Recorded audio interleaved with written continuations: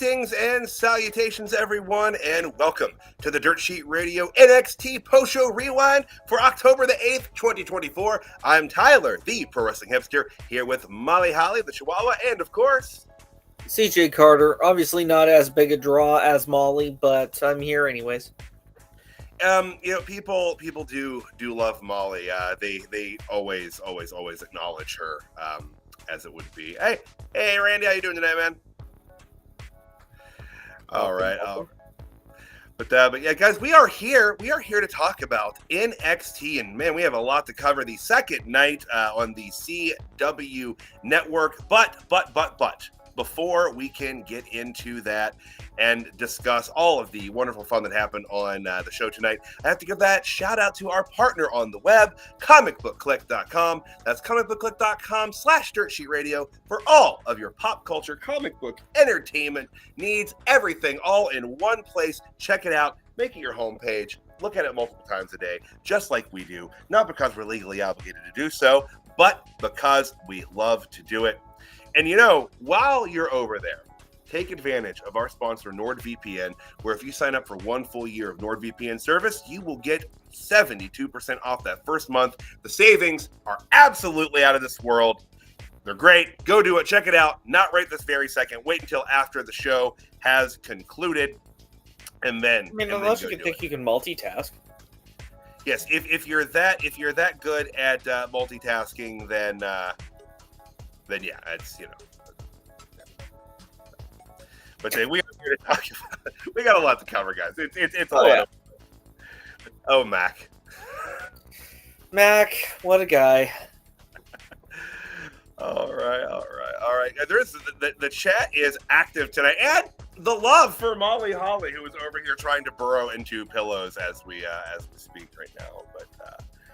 But so CJ, tonight's main event, we're going to actually start just a little bit before the main event. We're going to kind of break tradition because the main event is kind of tied into the last segment that happened before the main event. We figured we appreciate that, Tony.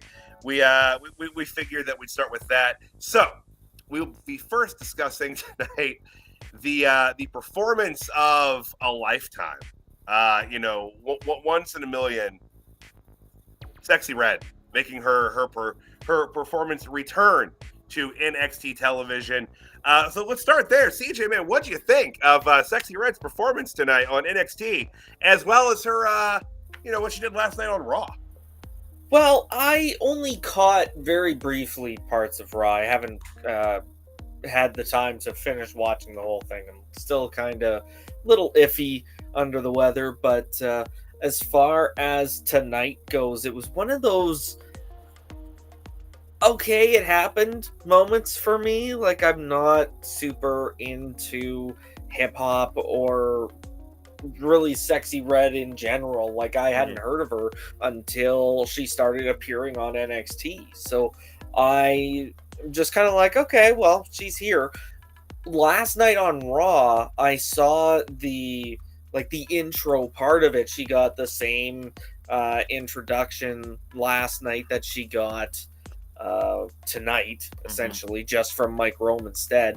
And then she started to perform, got cut off by Ethan Page, and I had it written in my notes, like, LOL, thanks, Ethan Page.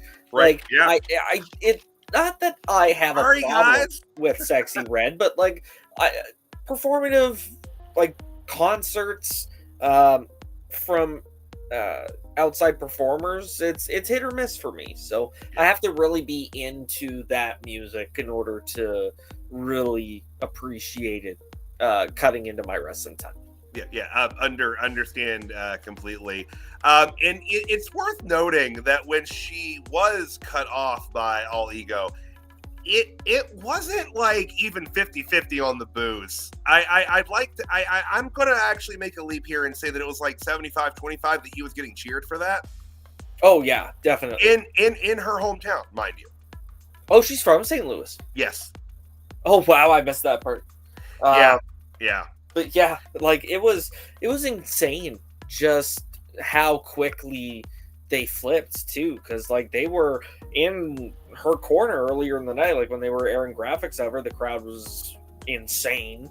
And then she starts performing, and then it's just like, and just not really getting anything. Yeah, and which was odd. Like, I feel like her reception and the reaction she got the last time she was at NXT was a lot better, and I feel like it worked a lot better than too. I'm not sure why, and I don't know if tonight didn't work as well because last night really didn't work well for her.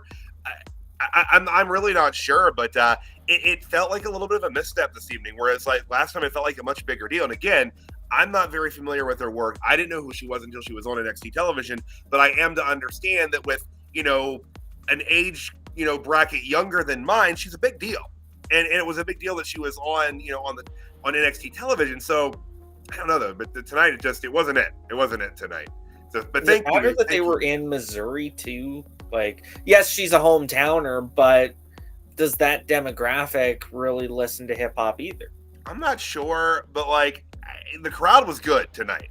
The crowd was actually pretty hot, considering the difficulty that they allegedly, well, I'm not going to say allegedly, they had difficulty with ticket sales. They had to move it to the factory, which I have it on authority from someone from the area. The factory is a much smaller concert venue than the arena that Raw was at, that NXT was supposed to have been at, the Enterprise Center last night. But yeah, we'll talk about that a little bit later in the show. But yeah, but Sexxy Red interrupted by All Ego Ethan Page, and then in short order interrupted by the young OG Javon Evans, who came out and pretty quickly dropped Page. What do you think of them using this as the way to do Javon Evans' entrance this evening? Well, I mean, I think they were hoping it was going to get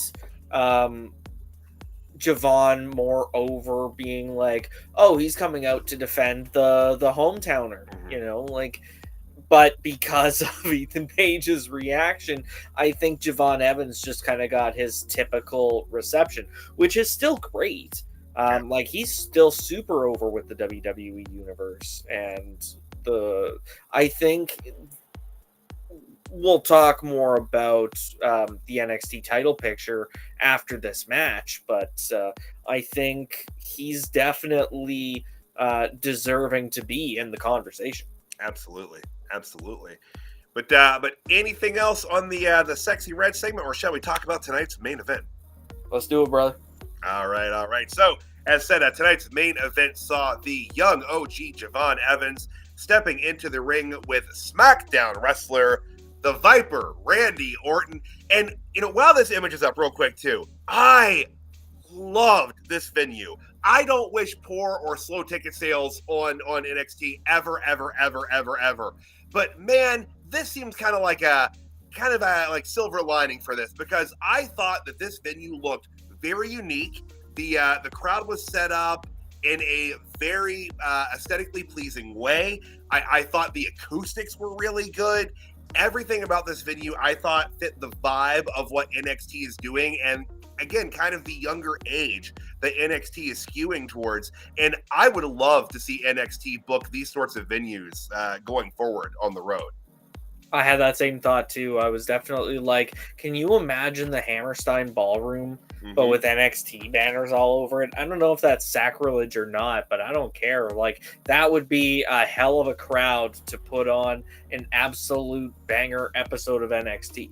Yeah, I just loved the look of this, and man, I'd kind of love to see them just go for those, like, I don't know, 1,500 to like 3,000 seat concert venues, like that kind of thing. I think they'd have really good success with that, and it looked cool. But digress. Well, think back, even just to carry this on for an extra couple seconds, like Battleground taking place in the Apex. That's another location where it's like, I didn't think it would work as well as it did, but it did, and I think it's because of the venue size and their effective use of the space. So I think as long as they are not trying to sell arenas that they have no business trying to sell, then yeah, I think they do very well. And I'm not going to say that there aren't markets where they can't do the larger venues, because obviously, in Chicago last week, they did. They were able to fill a larger venue, but it's a different market. It's a more wrestle-centric city. And I I think the effect of CM Punk on ticket sales for Chicago was greater than the effect of Randy Orton on ticket sales for St. Louis. Oh, 100%. Which, And I think that's no why they ended disrespect to up the having. Viper. Yeah. No, but I think it's the kind of city. your I think it's look- the city more than Randy, honestly. No disrespect Well, to St. yeah. Louis. Well, and I mean, even to talk about Sexxy Red being a local as well, Trick Williams, the reception that he got for his segment was fantastic. So, yeah, it's like you said, it's not like the crowd was dead all night, but you'd think they'd been a little bit louder and coming out a little bit more for their homegrown talent. Yeah, but again, no, crowd overall though tonight, I felt they were pretty solid. But the main event, I will say, guys, I regretfully I do not have match times tonight. I apologize. I was multitasking quite a bit. That's why I don't go check out NordVPN during the show. I'm not able to do that. There's only so much I'm capable of doing. But the main event itself, it went how you'd expect it to go, and that ain't a bad thing, guys. That's not always a bad thing. Randy Orton picks up the win here, as he should have. It makes the most sense. But great match, lots of fun, entertaining, and again, the crowd was into it from start to finish. Randy looked like he was having fun, and we've talked about that a bit since Randy's been back during this run of his career. He looks like he's having just so much fun doing what he's doing, and tonight was no exception to that. But CJ, brother, what did you think of tonight's main event? How Javon looked, and how everything came across? I thought the match was fantastic. Like, this was Javon Evans's biggest test to date, and I think he knocked it out of the park. The one kind of blemish is the finish, but that is a really tough position to try and hit an RKO on. Like, spinning that at that velocity, all Randy can really hope for is just to land semi close to your head, which obviously he didn't, and that's why he set him up for a normal RKO. But still, props to them for giving that a try at least. Sorry, go ahead. I was gonna say, and just credit due for it's just one of those veteran awareness things. There are certainly wrestlers and instances in matches where we've seen where they would have just let that go and let that be the finish. And Randy's like, no, more respect for this crowd that came out tonight. I'm going to make sure that you're actually hit with the damn move, and then I'll cover you for 3. Like, it was good. Do you think this would have been a Randy Orton stupid moment 10, 15 years ago? Yeah, maybe. I could see it because in my head I'm flashing to like when even like shout out to fantastic booking job, by the way, to HBK. But when HBK was at his worst behavior wise, that's something he would have thrown a fit over too. So I could have definitely. I always kind of compare when Randy Orton was a shithead and when Shawn was a shithead, they were basically the same kind of shithead. But so I always, I think that would have been, he would have been upset. I can see that. But now, no, I think now it's probably just like, he's probably backstage telling Javon Evans to be like, hey, you know what? We went for it. It didn't work. We can try it again sometime. But like, it's fine. Like, he's probably taking that kind of angle. He's not a cruel, ruthless viper anymore. He's like a snake with children. Oh yeah, exactly. But the other thing that I got not so much a kick out of, but just trying to slam Javon Evans through the announce table, and 4 times he just bounces off of it.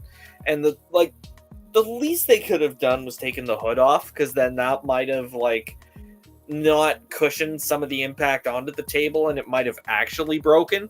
Mm-hmm. But then at some point, I think they just had to have Vic and Booker just kind of tap the sides out a little bit more to knock some stability out, just so they could actually get the spot they were looking for.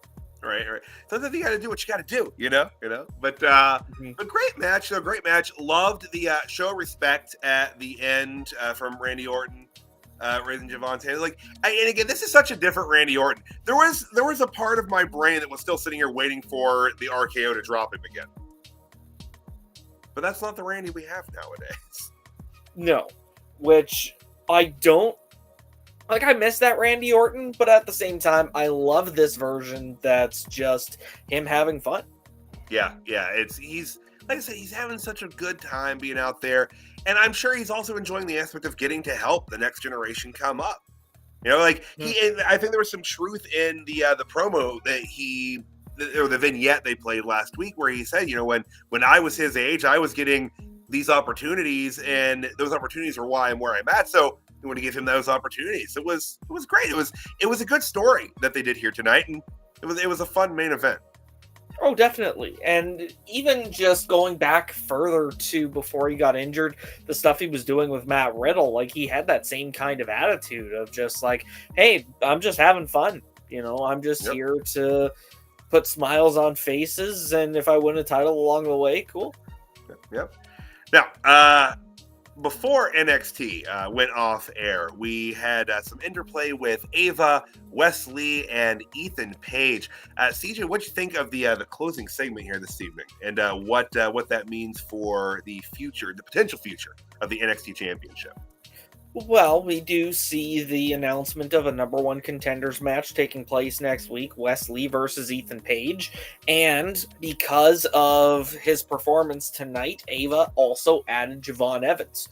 So this triple threat number one contenders match, I was kind of watching this match going, I wonder if they are setting Javon Evans up for a title opportunity. And I think it's not going to be his time now. Mm-hmm. And I think because they're teasing a feud between Ethan Page and CM Punk, I think that he's going to wind up moving to Raw. And that leaves Wesley. So that's my prediction for next week. Okay. Hey, that makes complete sense. And I'm with you. I think that there's absolutely many championship runs in Javon Evans' future. It's not quite his time there. And actually, something I'd kind of like to see them do with him, because he's so young. You know, he's got so much time that you could build before him winning the big one, as it would be. Let him get multiple shots over the course of the next couple of years. You know, just always get that close and just get knocked back down. And that he's one of those guys that could be a part of his story. You know, we've talked about how Sami Zayn once upon a time was the ultimate underdog and how he no longer is. You got to start to build those next sets of underdogs. And I think Javon Evans could definitely fill a role like that. Oh, 100%. Like the fact that Randy's legs is about as thick as Javon's whole body. Like, well, now, if it was Randy 2 years ago, that wouldn't have been the case. Oh, true. Yeah. This Randy is built. Randy's a big boy now. He's, oh, yeah. Yeah, like they announced him at what did they say, 297? Yeah, it's like, I want you to keep in mind that there was several years where the Undertaker's build weight was 299. Right, which always pissed me off. At that point, I was like, Mark, eat a fucking cheeseburger and come out at 300. Like, come on. Well, like, what? Taker was, 6'11"? Yeah, I'm not sure if that's a legit height or build or not, but I'd say. I don't think he. 6'11", yeah. I don't think he was taller than Big Show. No, he wasn't taller than Big Show. Yeah, so at most 6'11". Yeah. But yeah, Randy's not 6'11". No. Randy is substantially shorter than that. Still taller than me by a good bit, but substantially shorter. But CJ, man, anything else on tonight's main event or the implications with the triple threat match for next week, or shall we hop around to the start of tonight's show? No, let's do it. Let's hop around. Alrighty. So tonight's NXT normally would be coming from the Performance Center, but we were coming from the factory outside of St. Louis, Missouri. The show opened with a quick show of Randy Orton arriving, Javon Evans arriving, Trick Williams arriving, and then a recap of last week's CW debut. After the recap, we had Javon Evans make his way to the ring, which I want to say they advertised him as being the opener for the show tonight. That's not Javon Evans. Oh, sorry. I was still, good grief, Trick Williams, You're guys. still stuck in that mode, man. I am. This is what happens, though, when you, I don't know what it's called. What is it when you're reading something and looking at a picture, but your brain is focused on the words, not the, I don't know. It's a brain thing. Trick Willie, y'all. What was the nickname he christened himself with tonight? Tricky Two Times. Yeah, I don't like that. You don't think Tricky Two Times is going to catch on? No, I definitely am not a fan. Oh, that's no, it's no. I even thought the "whoop that era" was not the strongest phrase, but I was cool with it. I thought it worked. Tricky Two Time. I don't know. It sounds. It might be because of, what was it? Goodfellas. Tony Two Times. Like the character in that. God, I haven't seen that movie in forever. It might be maybe like that. Like, it sounds like he's going to be joining up with Tony D and the Family with a nickname like that. Which, I mean, not the worst pairing in the world.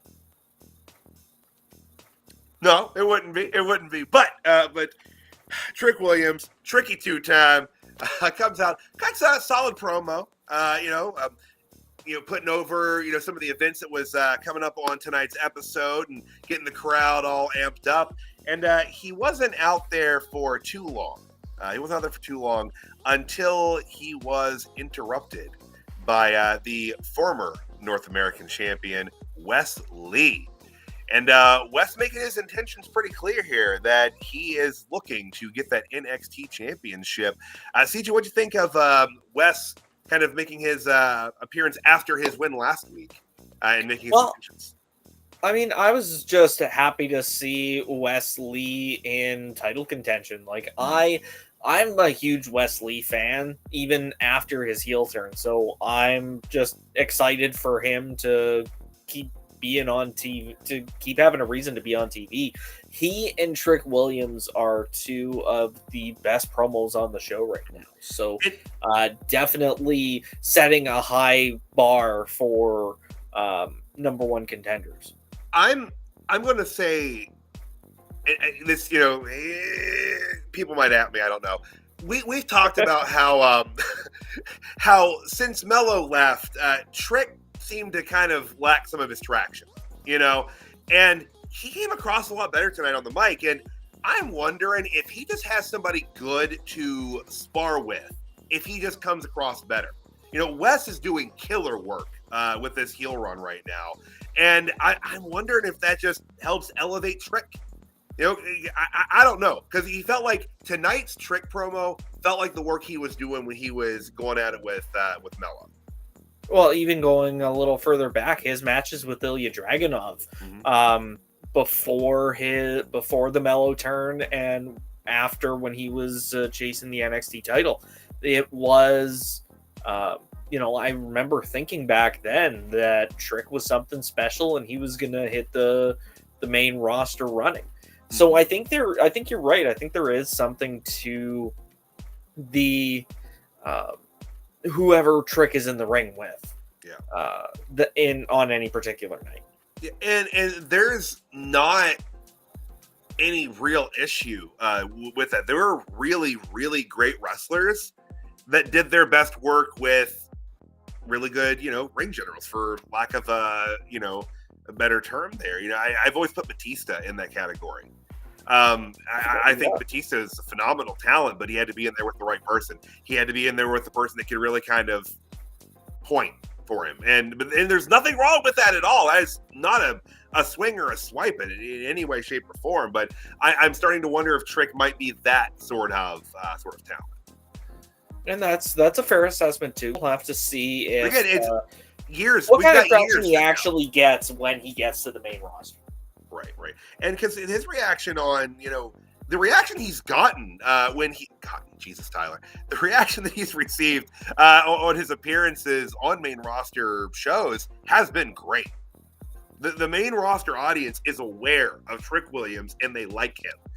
Also, it helps having a 3-word chant. That's always a helpful thing. And whoop that Trick. People friggin' love it, man. Oh yeah, and tonight the crowd tonight super into it. Oh yeah, like he got a massive pop when his music hit at the start of the show. Mm-hmm. Like that crowd was on fire for Trick Williams, as is the hometown crowd as well. Speaking of, I'm interested to see what this new performance center set is going to look like. Yeah. I'm very, very pleased with what the NXT design team does. Not just on the road, but for the various events, the way that they've redressed the Performance Center over the years, and I'm excited to see what their new kind of I don't know. I don't want to say permanent setup, semi-permanent setup, because I'm really hoping after tonight, especially, that there's a lot more road shows in the future. Well, and like we said, if they sell arenas like this, then I don't think they're going to have a problem taking it on the road. Not at all. No. Back to the promo. The promo had kind of an abrupt end. I felt so. Wes was really getting into the meat of some heelish things to say, and it was interrupted by main event Jey Uso, which was cool to see. Crowd popped. They loved it. But Jey basically just came down to say hi, congratulations, and then that was the end of this. Yeet and whoop that trick. Yeet whoop that yeet. And then he just kind of bounced, and that was it. It was kind of not even a follow-up segment or anything. No, it reminds me of that thing. It's like Ralphie from The Simpsons just rolling down the hill. That's kind of how the end of that segment went. Yeah, because I agree. Wesley was cutting a great promo, and there's not really a real reason I can think of that necessitates having Jey Uso out there. Was he I think he was just advertised for an appearance, right? Yeah. I'm pretty sure that was the extent of it. But something a little better than that, maybe. Yeah, I thought maybe there was a part of me, I'm like, holy shit, are they going to have Jey Uso wrestle Wesley tonight? Well, that would have been amazing. Yeah, I know. And now I'm angry that didn't happen, and I'm incredibly hopeful that that's something they will do in the future. That'd be fantastic. Even just 5 or 6 minutes, that. I'm not selfish. No. Come on, the CW would love that, I'm sure. Absolutely, they would. Or hell, send them up to Raw once they hit Netflix and give them some real exposure. Yeah. And hey, and we'll talk about it a little bit later too, but they're clearly not opposed to sending NXT talents up to the main roster for a match or two, because the Metaphor is going to be hopping up to SmackDown for a tag title shot. So very true. Yeah. So looking forward to talking about that in a little bit. But solid opening promo. Other than again, cool. As fun as it was to see Jey Uso on NXT TV, it did feel like a very abrupt ending to that. But especially since the last time we saw Jey Uso he was getting speared out of his socks by Braun Breaker. Right. And he seemed very jubilant tonight for that being I'm kind of I've got 2 cracked ribs and it still kind of hurts to breathe, but yeet. Yeah, it's a soft yeet though. It's yeet. Oh, but it's one of those yeets where it's like you move too fast and your injuries catch up with you. Yeet, yeet. That's actually the noise I make if I roll out of bed too quickly in the morning. Getting old, y'all. Getting old. But they kind of similar to how they did with Raw last night, but not to such an extreme level. They had this segment kind of get walked into by the next segment, our opening match. We had some 6-woman tag action. The NXT North American Women's Champion Kelani Jordan and the WWE Women's Tag Team Champions Jade, Cargill, and Bianca Belair taking on the Fatal Influence. And real quick, before we get into the meat of the match here, I said this on the Hipster page during NXT tonight, but I'll say it here. I'm not big on a lot of the current crop of entrance themes that have been around. But I like the Fatal Influence theme. I think it fits the aesthetic of them. I think despite the fact that the three of them are pretty different in terms of how they present themselves individually, somehow as a combined unit it works really well, even down to the way the camera hits each one of them individually and they each strike their little pose. I think it works really well. Everything about the entrance for them, their presentation, I'm loving it. Their in-ring work as well. Just wanted to say that before we actually talked about the match itself, which was a think about what their entrance theme sounds like. I'll have to give that a listen. There's something about it that sounds a little bit older in style to me in terms of an entrance theme. I don't know if it's the kind of the way the vocalization kind of pitches and draws out, but it even reminds me a little bit of that tattoo song that Victoria used.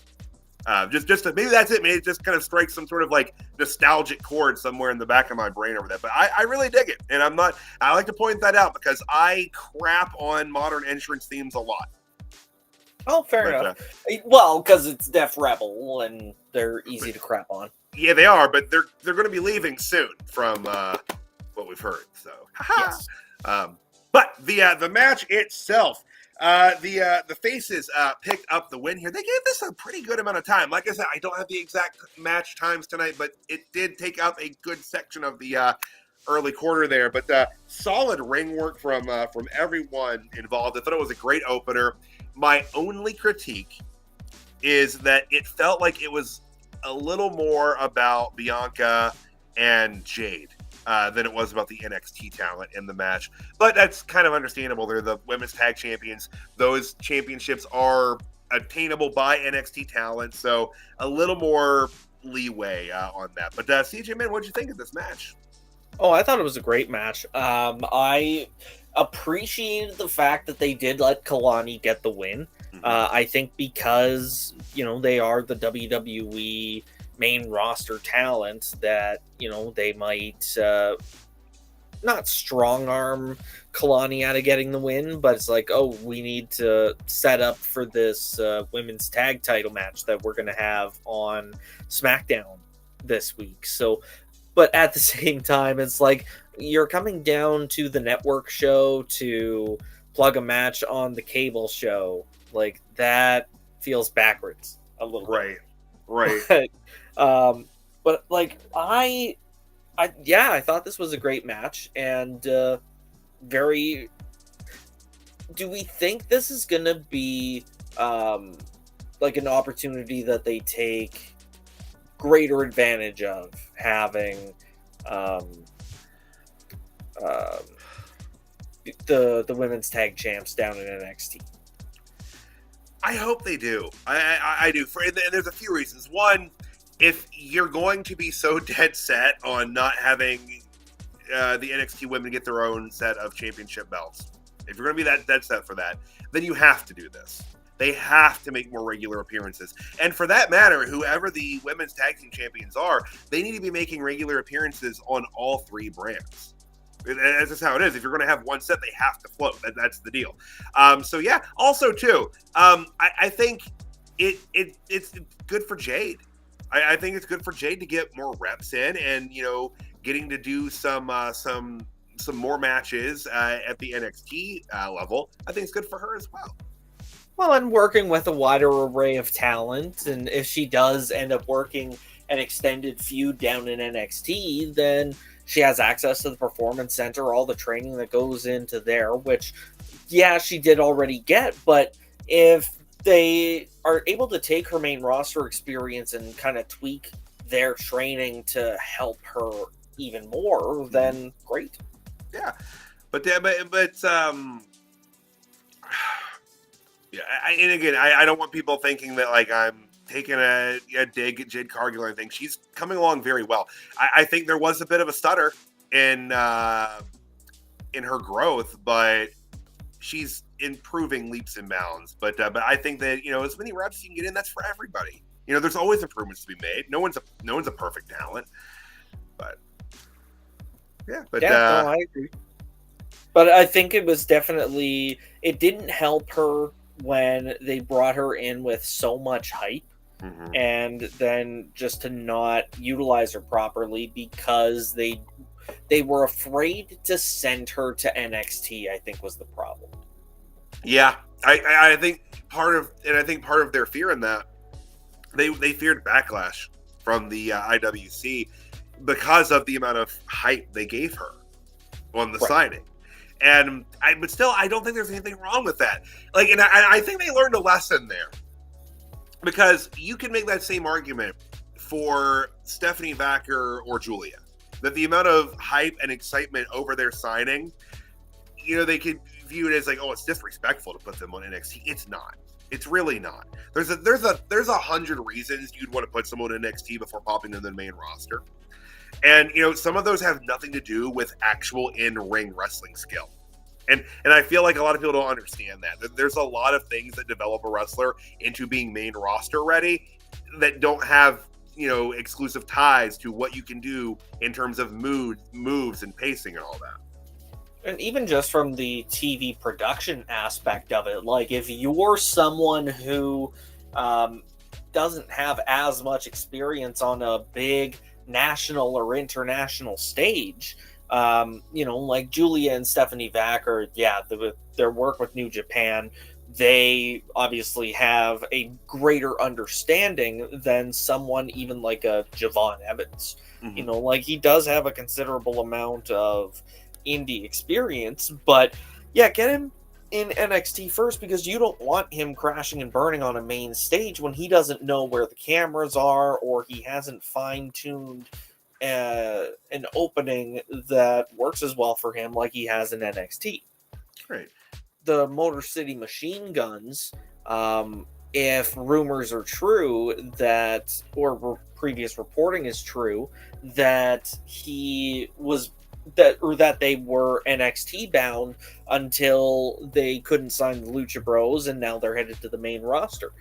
There wouldn't have been anything wrong with having them in NXT, but they are going to do extremely well on the main roster if that is where they end up going, because of all that experience that they have. And I agree in full. And their talents, they've been in front of American production cameras for a very, very long time. I will say, if they're going main roster immediately, I'm fine with that, as long as there's still a way that Fraxiom gets to work them at some point. Well, when Fraxiom inevitably ends up on the main roster, I imagine they'll cross paths. Right. But speaking of Fraxiom, backstage, they were hanging out, getting ready for their match tonight, and they ran into Randy Orton. And Randy was wanting to pick their brain a little bit about his opponent tonight, Javon Evans, wanting to know exactly how fast Javon was. I dug this backstage thing, but again, this kind of speaks to the kind of more lighthearted fun that Randy seems to be leaning into at this portion of his career. But CJ, what do you think of this segment? Yeah, I thought the same. Like it was a nice character moment for Randy, and it was just enough to continue this not quite hard personality change for Nathan Fraser, but kind of still leaning towards it a little bit more. Mm-hmm. Yeah, otherwise just a nice little segment. And from there, another backstage segment, we had Julia being interviewed. And this was very, very short-lived, as she was interrupted by an old friend before it cut the commercial, which was a little bit of foreshadowing for something that would occur not too long from then. Because as we came back from the break, we had Roxanne Perez, the women's NXT champion, make her way to the ring to cut I was going to say triumphant promo, but gloating promo would also be a way to word that. Apparently, I thought I had. Apparently, I was looking for the picture. I don't have a picture of her and Cora in that promo, but she very quickly brings out Cora Jade, who makes it known that part of her issue here was that people seem to have forgotten her as they were talking about how stacked and how great the women's NXT roster was and how, it was standing out. It was the best in the world, but she was gone and they forgot her name, and she's angry. She's going to make everybody pay for forgetting that. And they had rekindled a friendship between them. CJ, what are you thinking of the rekindled partnership of Cora Jade and Tuesday Night Roxy? Yeah, I'm here for it. I definitely, like the logic still doesn't jive with me. Like as far as them coming back together and healing their friendship, like specifically, Roxy said something to the effect of, "You wanted me to stand up for myself," when, if I remember correctly, it was Roxy putting her friendship and tag title run with Cora to the side to go after the women's titles. So why would Cora be the one to extend the olive branch? It's not the first time that they've tried to do kind of a subtle retcon when it comes to things relating to Cora Jade or Roxanne Perez. Oh, you don't have to remind me, dude. You know exactly that I know exactly what you're talking about. Yep, and as the viewers do, the date of April not April to 2021, the day that Roxanne Perez lost the NXT Women's Championship. Exactly. I'm sorry to rip that old scar open, buddy. I'm so sorry. But the point is, it's not the first time that they've kind of been like, well, we'll just dust it this way, and hopefully people don't remember it that way. But they were interrupted in relatively short order by first Julia, and then apparently the backup, her old friend. She spoke of Stephanie Backer. And they brawled with Cora and Roxy, and they quickly dumped Cora and Roxy out the ring there. And then they both reached for and picked up the NXT Women's Championship. I am just loving this angle because you know that the partnership between Cora and Roxy is like, it's a sort of Damocles kind of thread holding that thing together.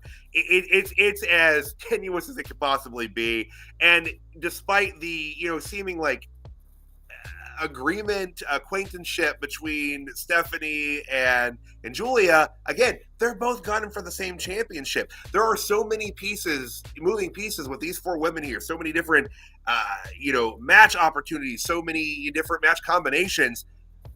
This is fantastic. When we say the NXT roster has the best women's division in the world, it's stuff like this. This is why we feel this way. I mean, I don't want to speak for CJ, but that's where I'm at. No, brother, you took the words right out of my mouth. And I want to clarify, Cora Jade is very much included in that conversation as far as Dirt Sheet Radio is concerned. We never forgot. No, God, no, we didn't. No. But yeah, this is fantastic. I thought it was a great segment. Everybody came out over for it. It was good, and I look forward to, again, just all of the various match combinations we're to get. I'm assuming we'll have a tag match with the four of them first. But it's gonna be great. It's gonna be a lot of fun going forward. Oh, I imagine, yeah, the tag match is gonna be probably booked for, if not next week, then Halloween Havoc. Probably, yeah. Which will also be the debut of Delta, as it's going to be. We'll talk about that a little bit later too, as they had a little fun video segment again. But yeah. So from there, we had a back. Actually, well, before I move on, I want to see anything else on that segment before I plow this forward there. No, we're good. All right, quick backstage segment.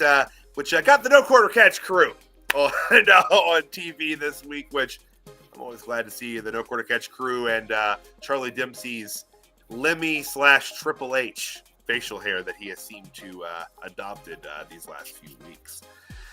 But this is when Ren Sinclair declared her intention to show Stephanie Vacker what the NXT Women's Division is all about next week. And Dempsey was praising her for taking the initiative and putting herself in the fight. And hey, this was also our appearance for Lexis King this week as he came onto screen complaining about Oro Mensah. CJ, what'd you think of the segment here? The inclusion of getting Lexis King on TV here, and his seeming confusion and dislike of the idea of gentlemen's rounds. It's Lexis. Well, and I mean, like, this version of Lexis King that we've seen, trying to do the right thing and being then lamenting like he got cheated out of a win, but then turning around and berating round style wrestling in front of a former Heritage Cup champion. Like, how genuine is this heel turn? Because I feel like the No Quarter Catch crew is definitely like leaning on the borderline of face. Yeah, I mean, a lot of their actions definitely skew heel. I mean, the way that even Charlie kind of, recaptured the Heritage Cup. But they're just so much fun. And it's one of those things where it's that heel act. It's just they're kind of underhanded, but they're goofy at the same time. It's a similar, not quite as cartoony though, but a similar path that Judgment Day was walking when they had R-Truth running with them. Oh yeah. Where it's just like, you can't boo them. You can't boo that. It's too much fun. But yeah, I think that there's going to be a full face turn for them sometime here in the future because they're just so much damn fun. Oh yeah, I imagine at the very least, I imagine big things for the No Quarter Catch crew in 2025. Now, will we see an Admiral Lord Mount Evans match? I would have to know what the hell that is. I don't know either, but that's what Charlie Dempsey was talking about. An Admiral Lord Mount Evans match. Like, I feel like, again, like, obviously the man is William Regal's son, but like, this is like invoking the Duchess of Queensberry rules. Is this just like pure nonsense and is just built to benefit Charlie Dempsey? Is it one of those kinds of things? If it is, I'm not going to complain. No. Duchess of Queensberry rules. Oh, goodness gracious. But from there, that is going to take us into our next match on the card. We had for the Heritage Cup, the Dawn of NXT, Tony D'Angelo. Or the North American Championship? Oh, my goodness gracious. I just called it the Cup again. Yeah. See, tell I'm tired, guys. It's been an evening. But thank you. Well, it's all good, man. We've got this match, we've got the Tag Team Championships, and we've got a few segments, and that's it. And I can't blame Raw like I normally do because Raw ended at 10 last night. Well, and it was also 2 hours. Yeah, but normally I can't even lean on that. But the North American Championship match between the Dawn of NXT, Tony D'Angelo, and the Ruler, Oba Femi. This match, before we say the finish, which I'm sure most folks watching us are aware of the outcome of this match already. Before we even get there, this match was fantastic. 100%. I think this is unquestionably Tony D'Angelo's best match. Oba Femi, it goes without saying, the man's destined for greatness. We already know that.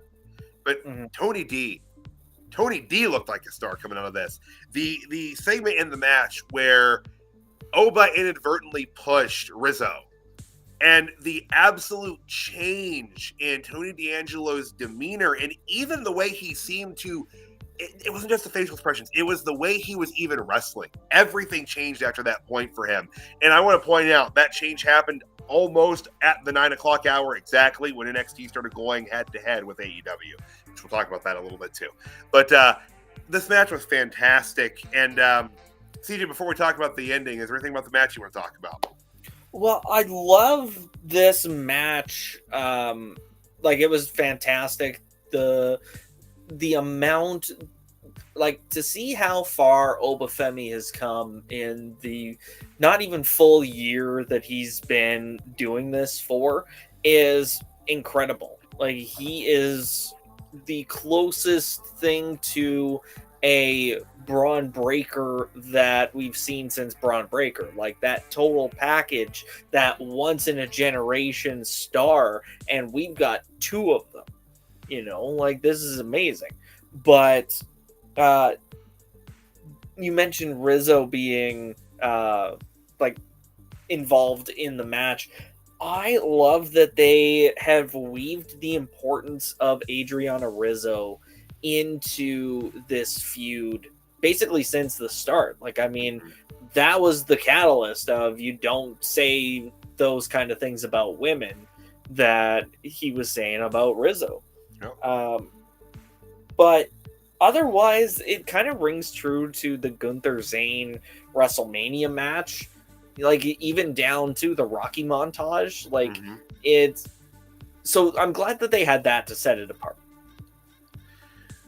Now, that being said, fantastic match. And I'm going to say, in my mind, this is the upset of the year so far for NXT, I think. I was not expecting this loses the North American Championship to Tony D'Angelo. And guys, I'm not mad. I thought, even like a couple weeks ago, I feel like if you told me this was going to happen, that Obafemi was going to, one, lose the North American Championship, and then two, lose it to Tony D, I would have been so against it, but everything about this worked 100%. I don't even think Obafemi looks bad in loss here. Like, because it was a very quick, surprising win. He kicked out very quickly right after the 3. He didn't look bad. It was just great. I'm 100% on board with this. I know, we saw in the chat there, Tony D's, not over with everybody, and I understand not liking the gimmick. I can understand that completely, but hell, man, I loved this. I wasn't expecting it, and it wasn't one of those things where I felt, swerved for the sake of being swerved. I was here for it, man. CJ, how you feeling about this one? Well, and even the finish in particular, like that really quick roll up, the small package, and just ending the match the way that they did with Tony escaping by the skin of his teeth. Do you think this is going to lead to Oba getting a rematch? Or do you think this is going to be Oba moving to bigger and better things? Well, I can absolutely see them, leaning into the rematch. They haven't been doing that as heavily in the Leveckian era of WWE. So, I kind of rather than just have him move on, to be honest. Like, just, but unfortunately, the NXT championship picture looks pretty set unless they decide to do a Gallus and just have him wreck shop on all the number one contenders and be like, no, I'm going to challenge instead. Yeah, that is true. It is a little congested up there at the moment. But so, I mean, they might run this back a little bit. But that being said, I don't really want them to just kind of hot shot the title back and forth, like especially the North American Championship. So if they did do the rematch, they're going to have Tony beat him, and probably clean, unless they want to give him a quick banana peel win twice. But then that's not going to really help Tony long term. No, but I mean, at the same time, if you have a guy that has only lost to one guy twice, I think he'd still be doing okay, even if they decide to leave Tony with the title and have Oba move on to something else. Or that being said, too, if I was gonna say, if they wanted to get Oba back to the North American title, they could, wait it out till Tony was Oh, I remember Samoa Joe doing that back in TNA. Wasn't there a brief period of time where like Kurt Angle held every single title himself? Mm-hmm. Total nonstop Angle, right? That's what that was. I remember that. Was he IWGP champ at the time too? Yeah, I think he was. God, that feels like such a long time ago. It was like 2009, 2008, 2009, and around there, wasn't it? Yeah. Yep. Man, feels like a world ago. But yeah, I whatever they have planned with Oba, I think it's going to be good because I don't think Oba's one of those guys that they're going to waste time with. I don't think they're going to put him into programs or feuds that are meaningless. Like, he's someone that I think is going to be pretty safe in terms of how they book him at the very least.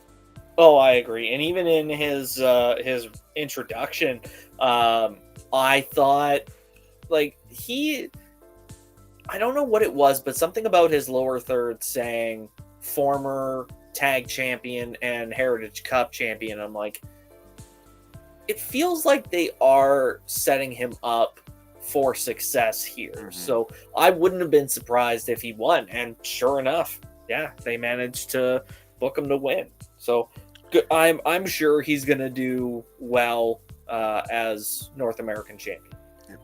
And, you know, and one other thing I'll kind of touch on here in regards to like why I think it worked. The crowd wasn't angry. No. Crowd was into it. Crowd was there, which is again surprising because Oba is very popular. He's very, very popular. Oh yeah, like even this crowd was grunting along with his entrance music. So I think they appreciate what Oba Femi brings to the table, and I think they also appreciate the D'Angelo putting in all the time and effort that he has.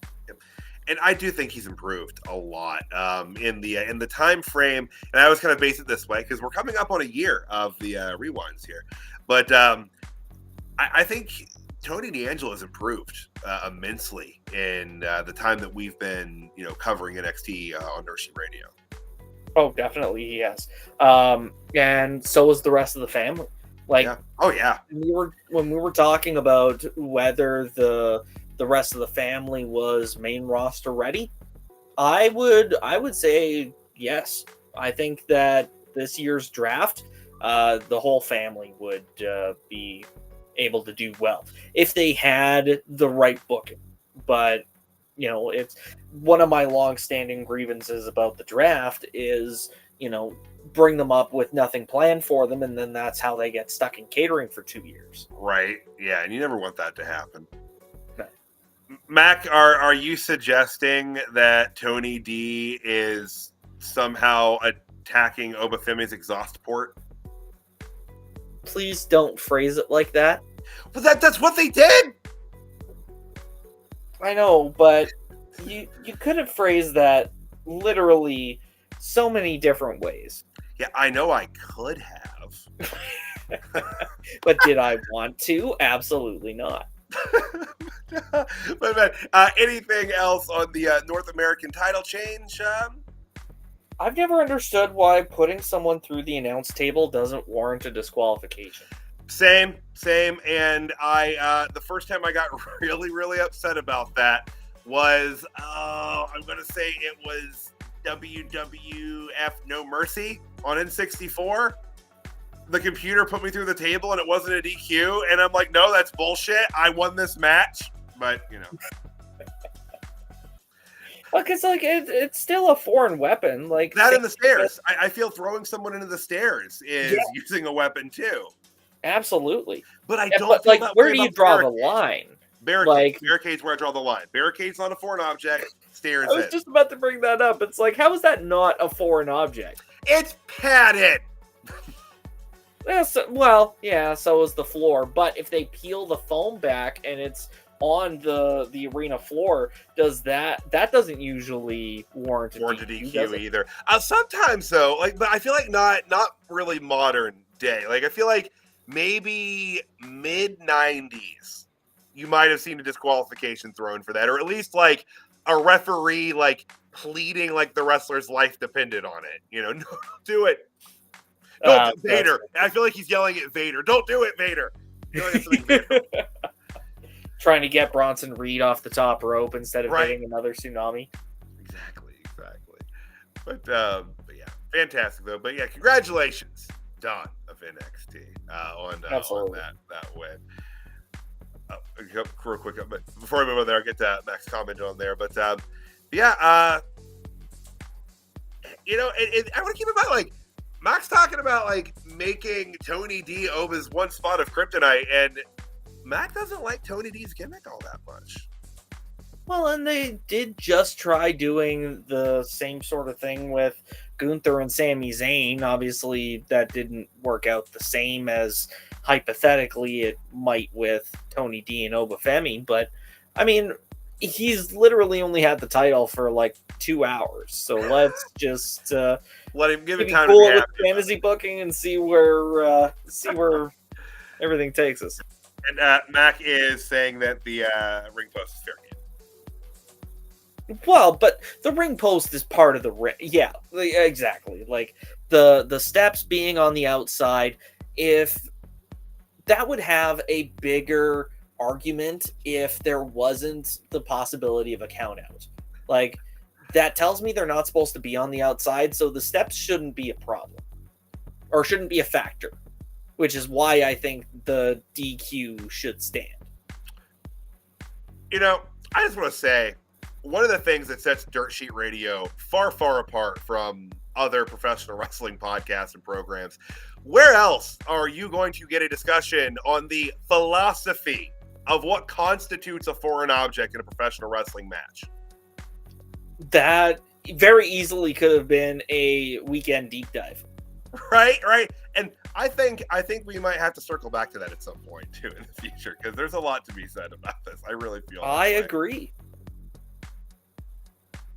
I absolutely. Yeah. Yep. But we'll move forward on the NXT show today. Backstage, we had Lola Vice talking to Ava. And Lola was looking for competition here, and the returning Nikita Lyons will be taking on Lola Vice next week. CJ, how you feeling about that one?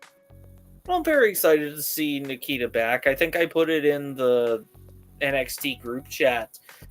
She had returned at a live event over the weekend, so it did feel like we were headed in that direction. But if she can avoid being injured for long enough this time around, then I think she'll do well. But you know, we'll have to see how that injury holds up.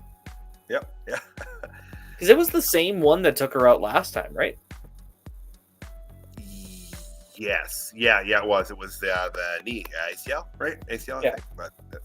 But all right, and that's going to take us into the last match we'll be covering tonight, the NXT Tag Team Championships. A-Town Down Under getting a shot on Fraxiom, and I think predictably and understandably, Fraxiom retains the championship tonight. They played it. There was a little bit of miscommunication between A-Town Down Under, but I don't think anyone thought that they were going to be walking out of there with the championship tonight. No, and I think I mentioned it either here or on SmackDown Rewind that it feels disingenuous to have the A-Town Down Under breakup happen on NXT when they've been spending so much time building up to it on SmackDown. So, but definitely not anything. Yeah, Mac for sure.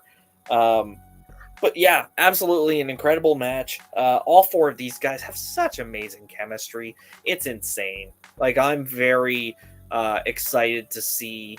Hopefully, they do keep Nathan Fraser and Axiom together. And like, if they do reunite them on the main roster, kind of DIY style, that they really do it justice. It's not an exaggeration when we say, like, putting these guys against the best tag teams that the main roster has to offer is a treat and a gift for everybody. It is. It really is. So they're just such a great pairing. Oh my God, too. We got to talk about the disrespect. Like dropping to his knees and insinuating that his height there was the same Grayson Waller. That was just vicious. And it wasn't far off. That was the real kick. Like, no, that's true. But I mean, those are the kind of disrespectful moments that you get to make when you're that tall. Right. And just, douchey heel. Yeah.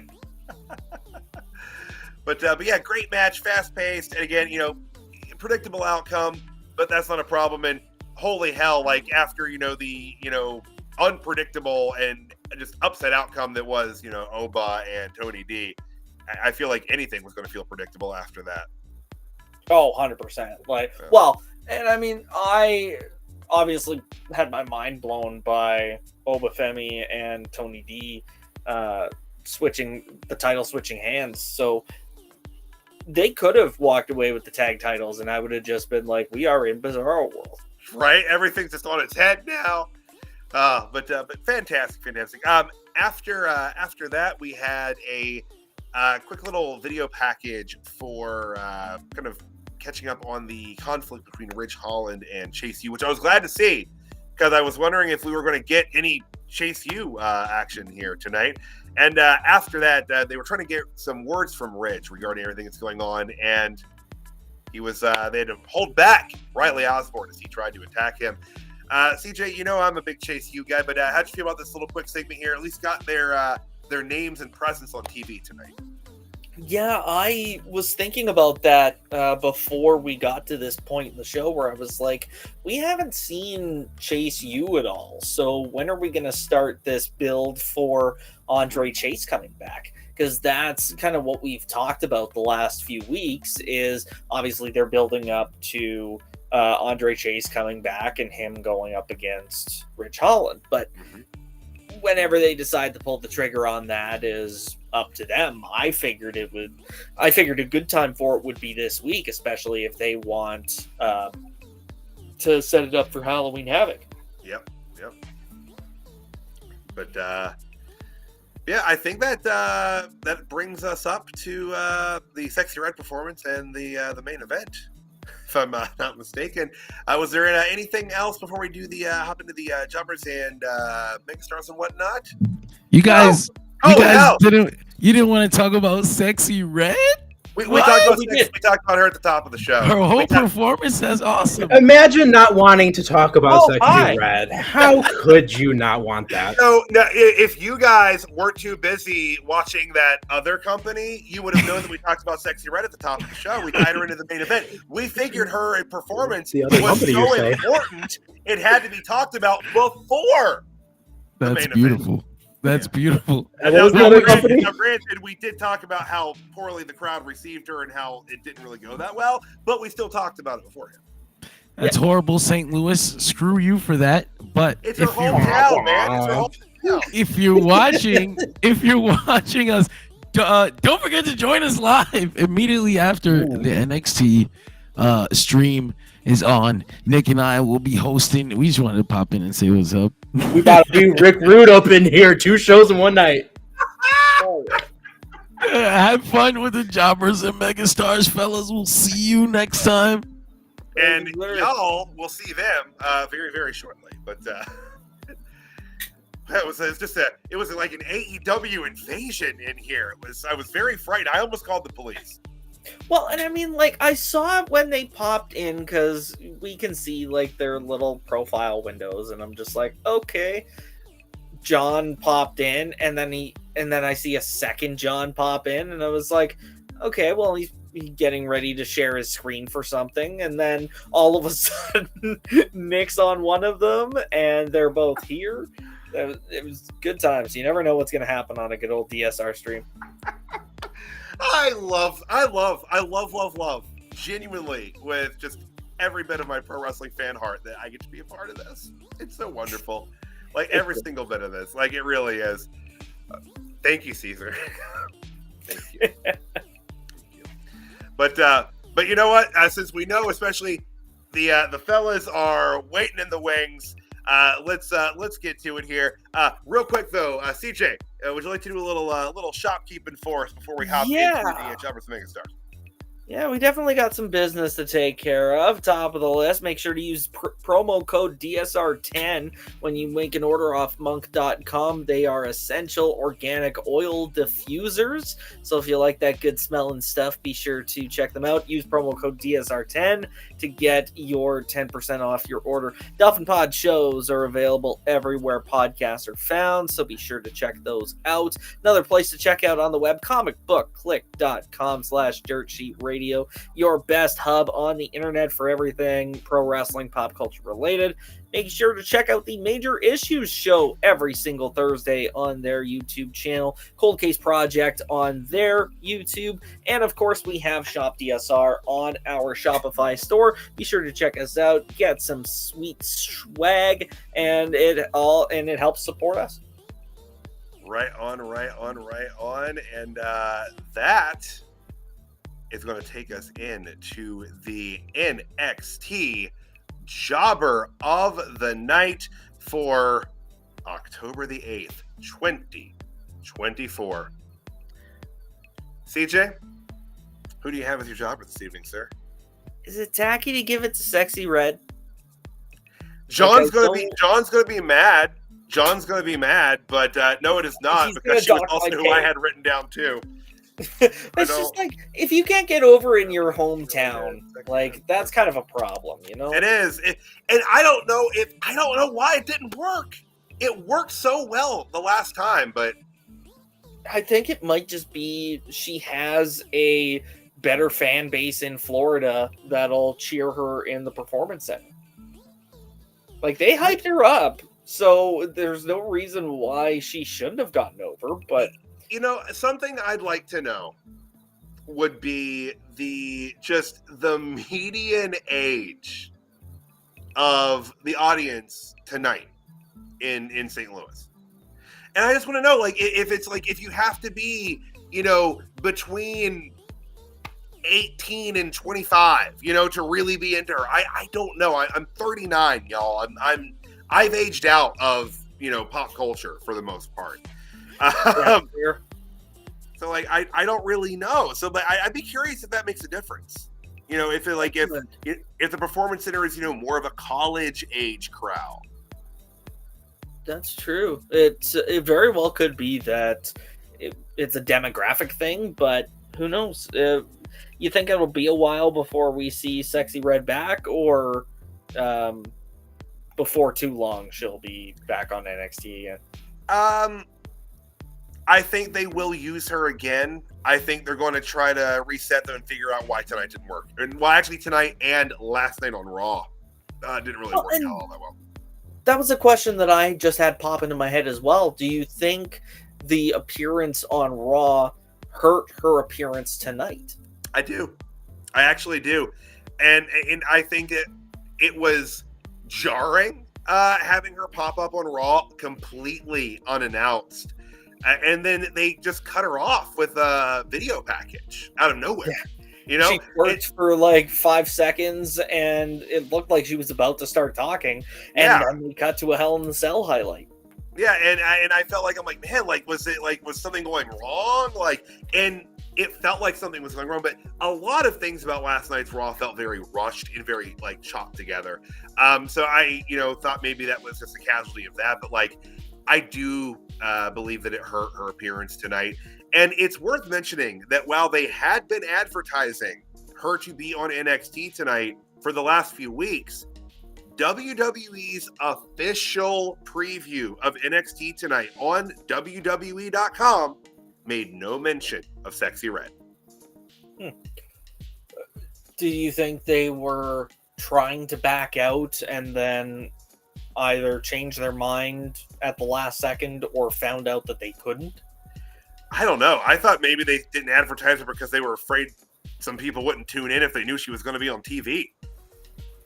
Oh, maybe. And again, like, they didn't even let her do a whole song. Like, usually if they're going to have someone perform, you know, a musical act perform, they get to at least do a complete song. They had her out there for like 90 seconds or so before All Ego cut her off. So I'd say that for sure. Well, I'm not going to say for sure, but I would wager that they augmented what they were going to do with her tonight. That's very possible. It feels like this might be the new norm with celebrity appearances for a while, especially if they start cramming them down everyone's throats. But if this is just a momentary thing, then we'll have to wait and see what happens. Really, not everybody's going to be Bad Bunny. No, not everybody can be Bad Bunny. If you had told me 10 years ago that I'd be saying that in reference to anything, honestly, because 10 years ago I don't think he was performing yet, was he? But probably not. But I'd be like, really? But yeah, here we are. We're one of the best celebrity wrestlers of all time. Mm-hmm. But yeah, that's sorry, Sexxy Red. Next time, perhaps you can get it sexy, and it'll work out like it did for your first set of appearances. But this wasn't it tonight or last night, unfortunately. But with that, into happier territory, we are going to segue into tonight's megastar of the night for NXT. And I'm curious, CJ. We were on the same page with our jobber this evening. I'm curious to see if we landed in the same spot for the megastar.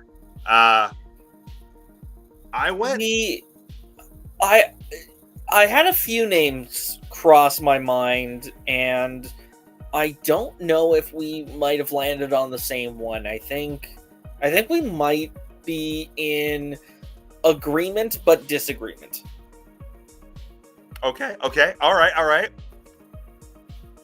So, I went with the new reigning NXT North American Champion, Tony D'Angelo.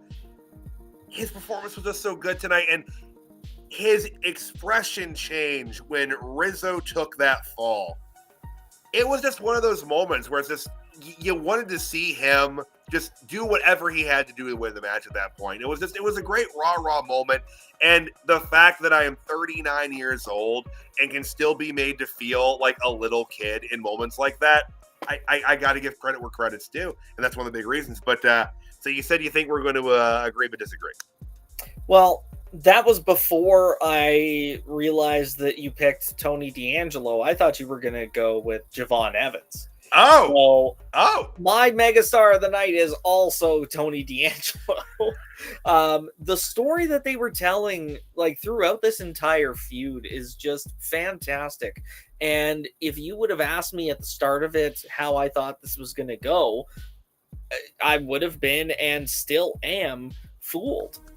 Even this moment here where Tony gets slid the crowbar and he tosses it back, the parallel to the first title match where he did that and lost, it's do you think he actually learned something? And then you find out through the rest of the match, yeah, he knew the kind of person he needed to be to take down Femi, and he didn't need a crowbar to do it. And like you said, the stuff with Rizzo and her getting waylaid at ringside, it's fantastic storytelling all the way through. So Tony D is my megastar of the night tonight. Well, and you also earlier talked about how much importance they've hinged on Adriana Rizzo as a member of the family, and how important she is to Tony and his success. Her getting shoved was the catalyst for his, Hulk Hogan-esque comeback here tonight. He admitted to her openly that he was afraid to face Oba again. She was the one that talked him back into the mindset of, facing him once more. It really is. Everyone in the family is important for different reasons, but she really is kind of the heart of the family. Absolutely. And I hope that's something that continues. I hope she gets even bigger roles within stories in the family and continues to just get better. Yep. Agree completely, man. Agree completely. But y'all, that is NXT tonight. CJ, man, before we hop out of here, let the good folks tune in live and watching in demand where they'll see you next and how they can find you. Well, I'm here most I'm here most Tuesdays. I try to be here Fridays when I can. Mondays, you might see me more in the new year, but I'm not gonna jump the gun on that. But I will be here next Monday for sure. I'll be. It's Canadian Thanksgiving weekend next weekend, so it's a long weekend. I don't got to work next Monday, so I will be here. Hell yeah! Oh, Caesar will be elated too. He loves when I get double Canadian. It's fantastic. Double Canadian. That's it. Feels not as clean as it actually is. It sounds like a euphemism for something. Poutine to the left of me, back bacon to the right. Timbits and Timbits or coffee.